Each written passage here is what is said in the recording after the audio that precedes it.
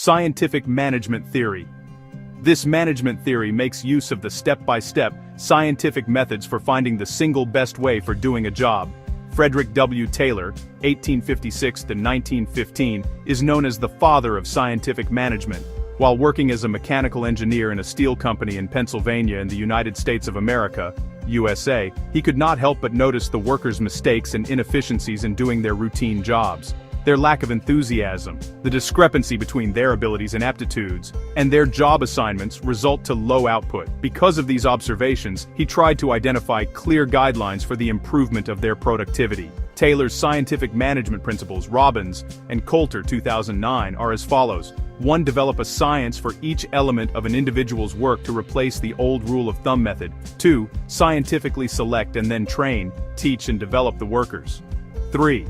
Heartily cooperate with the workers so as to ensure that all work is done in accordance with the principles of the science that has been developed. And 4. Divide work and responsibility almost equally between management and workers. What I wish I knew about management before chaos hit.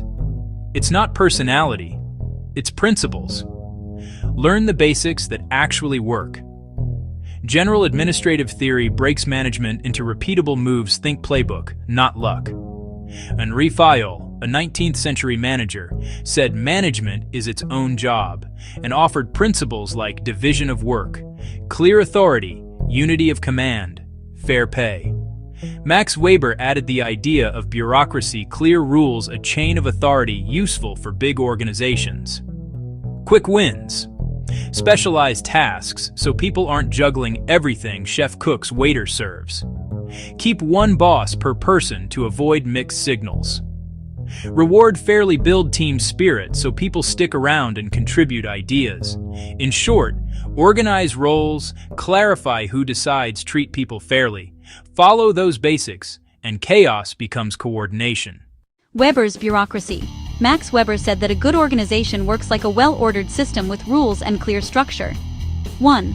Division of labor. Each person has a specific role or job. Example. In a school, teachers teach and the registrar keeps records. 2. Hierarchy of positions. There's a chain of command. Example. From principal to teachers to students. 3. Detailed rules and regulations. Work must follow set policies or procedures. Example. Schools have grading rules and attendance policies. 4. Impersonal relationships. Decisions are based on rules, not emotions or favoritism.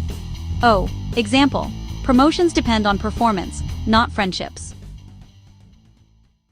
I've seen teams grind harder than ever and still lose customers. That's the problem. More effort, same results. Why? Because effort without quality is just noise. Enter Total Quality Management, TQM. It's not a tool, it's a mindset. Obsess over the customer, their needs, their expectations, then build everything around that. Back in the 1950s, W. Edwards Deming Juran brought this customer-first idea to American industry. The attitude was, we're already number one.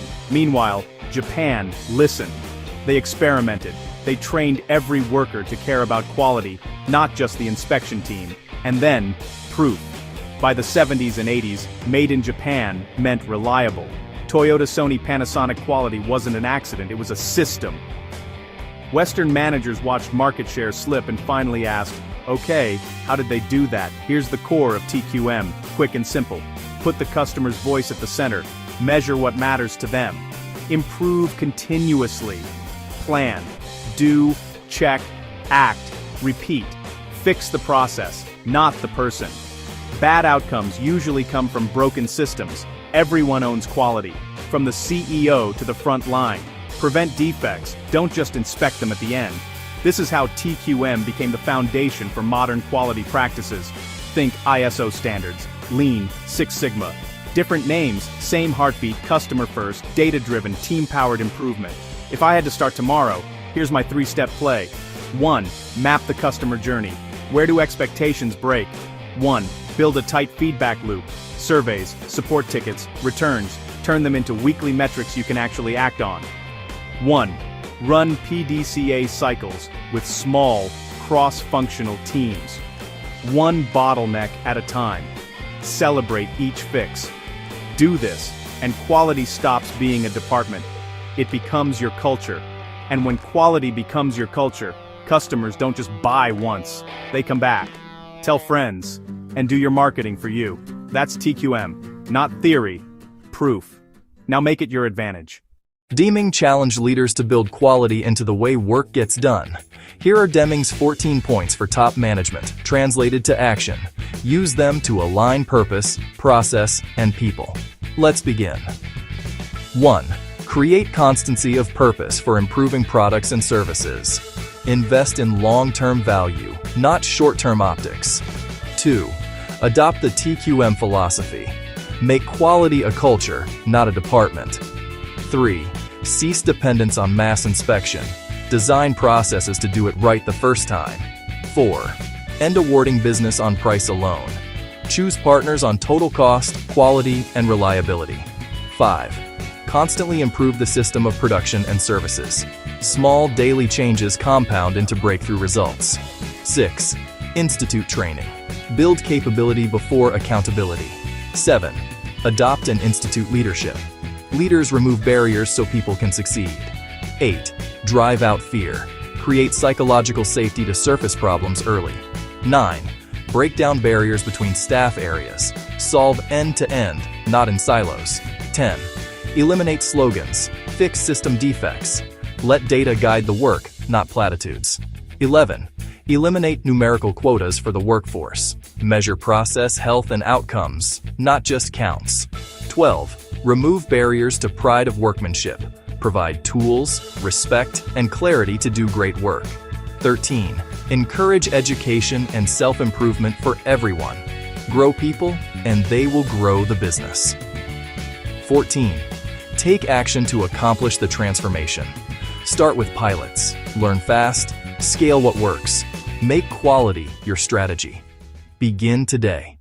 Juran's fitness of quality. Juran focused on what makes a product or service high quality. 1. Quality of design. The product should be designed based on what customers want. Example, a cell phone must be easy to use and have good battery life. 2. Quality of conformance. The product should meet the company's standards. Example, every phone must pass quality checks before being sold. 3. Availability. The product should be reliable and easy to maintain. Example, a washing machine should last long and be easy to repair. 4. Full service. Good customer service and honesty build trust. Example, helping customers fix problems quickly and politely. Juran's Quality Planning Roadmap. 1. Identify your customers. Know who will use your product. 2. Determine their needs. Know who will use your product. 3. Translate them into one's language. Turn those needs into clear product features. 4.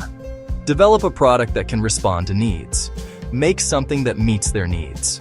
5. Develop processes which are able to produce those product features. Create a system that can produce quality results.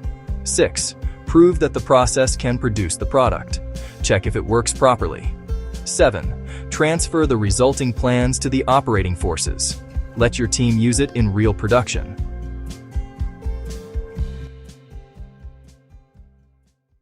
Organizational Behavior, OB, Approach.